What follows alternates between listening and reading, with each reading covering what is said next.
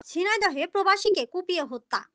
জমিজমা নিয়ে বিরোধকে কেন্দ্র করে সংঘর্ষের জেরে ঝিনাইদহ সদর উপজেলার কালা গ্রামে মাহাবুল হোসেন নামে এক যুবক নিহত হয়েছেন। ঝিনাইদহ সদর হাসপাতালে চিকিৎসাধীন অবস্থায় তিনি মারা যান। মরদেহ ঝিনাইদহ সদর হাসপাতাল মর্গে রাখা হয়েছে। শনিবার সকালে সদর উপজেলার পদ্মাকর ইউনিয়নের কালা লক্ষ্মীপুর গ্রামে এ ঘটনা ঘটে। নিহত মাহাবুল হোসেন কালা গ্রামের সাবদার বিশ্বাসের ছেলে। তিনি কম্বোডিয়া প্রবাসী ছিলেন। সম্প্রতি ছুটিতে তিনি বাড়িতে এসেছেন।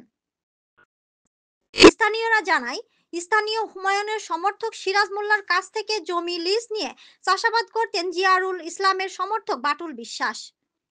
সম্প্রতি সিরাজ মোল্লা তার জমি ফেরত নিতে বাটুল বিশ্বাসকে লিজের টাকা ফেরত দেয়, কিন্তু ওই জমিতে ফসলের আবাদ থাকায় ফসল না তোলা পর্যন্ত জমি ফেরত দিতে আপত্তি করেন বাটুল বিশ্বাস। এ নিয়ে সিরাজ মোল্লার লোকজন জমির দখল নিতে শনিবার সকালে জড়ো হয়। এ নিয়ে উভয় পক্ষের মধ্যে উত্তেজনা চলে। পরে মাঠ থেকে বাড়ি ফেরার পথে বাটুল বিশ্বাসের সমর্থক কম্বোডিয়া প্রবাসী মাহবুল হোসেনকে একা পেয়ে ধারালো অস্ত্র দিয়ে এলোপাথারি কুপিয়ে জখম করে সিরাজ মোল্লা ও হুমায়ুনের সমর্থকরা। স্থানীয়রা মাহবুল হোসেনকে উদ্ধার করে ঝিনাইদহ সদর হাসপাতালে ভর্তি করে। সেখানে চিকিৎসাধীন অবস্থায় বেলা 11টার দিকে মাহবুল হোসেন মারা যান। স্থানীয় ইউপি সদস্য আলম মিয়া বলেন, জমিজমা নিয়ে বিরোধের বিষয়ে শুক্রবার দিবাগত রাতে স্থানীয় মাতব্বর সহ আমরা উভয় পক্ষকে নিয়ে বসেছিলাম। শনিবার এ বিষয়ে মীমাংসা হওয়ার কথা ছিল, কিন্তু তার আগে উভয় পক্ষ সংঘর্ষে জড়িয়ে পড়ে। ঝিনাইদহ সদর থানার ভারপ্রাপ্ত কর্মকর্তা ওসি আব্দুল্লাহ আল মামুন বলেন, জমির লিজ ফেরত নেওয়াকে কেন্দ্র করে সংঘর্ষের জেরে একজন নিহত হয়েছেন। মরদেহ সদর হাসপাতালের মর্গে পাঠানো হয়েছে। এ ঘটনায় এখনো কেউ কোনো অভিযোগ দায়ের করেনি। অভিযোগ পেলে তদন্ত সাপেক্ষে আইনগত ব্যবস্থা নেওয়া হবে। এটা হচ্ছে মসজিদ বিএনপি করে।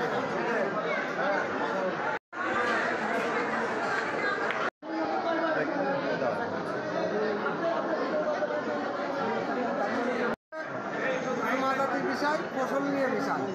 এই ফসল হচ্ছে ওই সিরেমুলা লিজ হয়েছে আমাদের এই প্রতিপক্ষের কাছে আজ 15 বছর।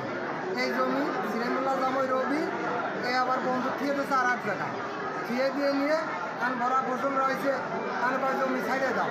তা আমরা বলেছি যে না, একটা আলাপ আলোচনা করে একটা মীমাংসায় নেই, তারপরে ফসলটা উঠে গেলে আমরা জমিটা ছাইড়ে দেবো। আপনারা তখন কোথায় ছিলেন?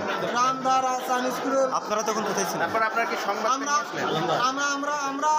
আমরা জানি না, আমরা বাড়ি রয়েছি। আপনি কখন শুনতে পেলেন এবং কখন পৌঁছালেন? জি। ঘটনাস্থলে আপনি কখন গেলেন? ঘটনাস্থলে আমি আসি ওর নিয়ে আসার পরে, মানে শেষ